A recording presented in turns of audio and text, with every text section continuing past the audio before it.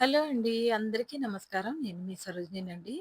ఈ వీడియోలో చూపిస్తున్నది ఏంటంటే, అమావాస్య రోజు ఎన్ని దీపాలు పెడతావు సరోజిని అని అడగొద్దండి. ఏ దీపానికి ఉండే ప్రాముఖ్యత దానికే ఉంటుందండి. ప్రతి ఒక్కరు కూడా ఉప్పు దీపం పెట్టరండి. కాకపోతే ఇలా నార్మల్‌గా కూడా కొంచెం ఒక తమలపాకేసుకొని ప్లేట్‌లో కొద్దిగా బియ్యం పోసుకొని, పసుపు, కుంకుమ వేసి ఒక రూపాయి కాయిన్ వేయండి. వేసి చక్కగా ఇలా దీపారాధన, నేతి దీపారాధన చేసుకోండి. ఎరుపు ఒత్తులుంటే ఎరుపు ఒత్తులు పెట్టండి. లేదా తెలుపు ఒత్తులైనా పెట్టండి.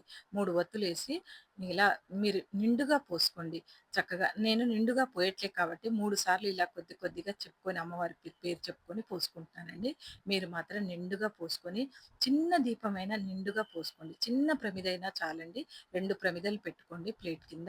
ప్లేట్ కింద పెట్టుకొని పైన 2 ప్రమిదలు పెట్టండి. ఇలాగా ఎప్పుడూ కూడా మనం దీపం పెట్టేటప్పుడు కింద ప్లేట్ పెట్టాలండి. ఎందుకంటే మనకి ఎక్కడైనా దీపం మందిరంలో కూడా ఎక్కడైనా పెట్టినప్పుడండి మీకు పూజ గది ఉంటే పర్వాలేదండి. లేదంటే మందిరం అలా ఎక్కడైనా పెట్టినా కూడా ఇలా ప్లేట్‌లో పెట్టుకుంటే మంచిదని నా అభిప్రాయం అండి. ఇలా మీరు ఎరుపు ఒత్తులు మీకు పూజా స్టోర్‌లో దొరుకుతాయండి. తెచ్చుకొని వెలిగిస్తే చక్కగా వెలుగుతాయండి. అవైతే మాత్రం ఇంత కూడా కంప్లెయింట్ ఉండదండి. నాకైతే మాత్రం ఆ ఎరుపు ఒత్తులంటే చాలా ఇష్టమండి. ఇలా వెలిగించగానే చక్కగా మొత్తం మనం నేతితోని వెలిగిస్తేనండి దీపం మొత్తం ఆహుతైపోతుందండి. అమ్మవారికి మాత్రం చాలా చక్కగా పెట్టుకోవచ్చండి. గజలక్ష్మి దీపం ఉన్నవాళ్ళు పెట్టుకుంటారండి. లేని వాళ్ళు ఇలా కూడా పెట్టుకోవచ్చండి. రోజంతా వెలగాలి అని అనుకుంటే మాత్రం పెద్ద దీపం పెట్టుకోండి. పెద్దది పెట్టుకోండి. రోజంతా వెలుగుతుంది. ఎందుకంటే మార్చి రేపు మార్చి 18 అండి. అమావాస్య వస్తుంది. బుధవారం రోజున పెట్టుకోవచ్చండి ఇది. సాయంత్రం పూట పెట్టుకోండి. సాయంత్రం పూట ఇలా నేతి దీపారాధన పెట్టుకోండి. చాలా మంచిది. అమ్మవారిని అలంకరించండి. ఇంకా దీపాలు పెట్టండి. ఎన్ని దీపాలు పెడితే అంత కళగా ఉంటుందండి ఇల్లు.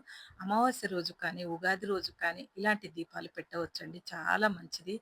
అమ్మవారికి మనం ఎంత చేస్తే అంత అండి. కష్టాల్లో ఉన్న వాళ్ళం ఏది చేసినా పర్వాలేదండి. నేను ఇవన్నీ పెట్టి ఉన్నాను కాబట్టి చెప్తున్నానండి. ఏదైనా తీపిని వండి పెట్టండి అమ్మవారి దగ్గర. కుదరకుండా ఉంటే ఏదైనా స్వీట్ తీసుకొచ్చైనా అమ్మవారికి లడ్డూలు కానీ, కలకండ అంటే అమ్మవారికి చాలా ఇష్టమండి. తీసుకొచ్చి పెట్టొచ్చండి. పర్వాలేదు. పాలల్లో తేనెను వేసుకోండి. లేదా పాలల్లో కొంచెం బెల్లం వేయండి. అటుకులైనా చేసి పెట్టొచ్చండి.